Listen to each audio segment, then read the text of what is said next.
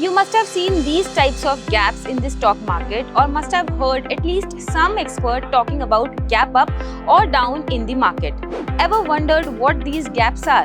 I'm Neha Vashisht from ET Markets, and in today's video, we are going to talk about market gaps.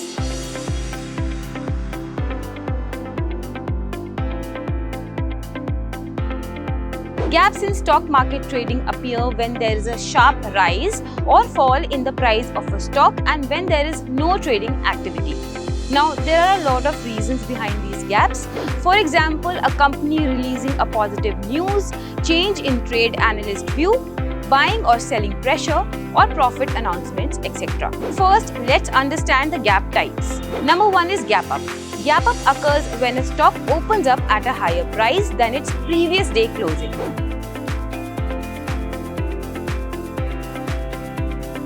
Number two is gap down, which is the opposite of gap up. When a stock opens at a lower price than previous day closing, it is considered a gap down.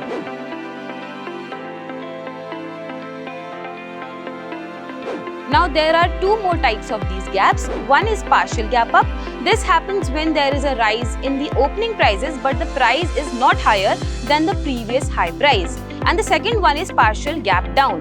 This occurs when the opening price is below the previous closing price but not below previous day's low. There are many types of gaps such as common gap, breakaway gap, continuation gap, and exhaustion gap. Gaps are not just gaps but a very important part of technical analysis. These gaps let you know the start of a trend as well as end of a trend. Gaps are used by day traders and positional traders as well. For example, a breakaway gap helps you understand the end of a share price pattern and also denotes a new trend or the start of a new direction.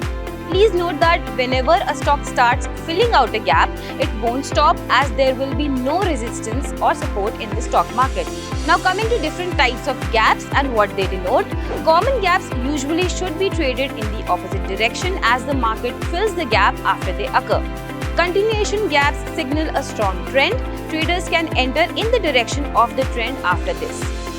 When it comes to exhaustion gap, it signals trend reversals, so the traders should enter the opposite trend after they spot this gap. Lastly, gaps give you quick profits but are risky and deceptive. Many gaps are short-term as well. So always study some stock charts for some time and observe patterns before putting your bet on it.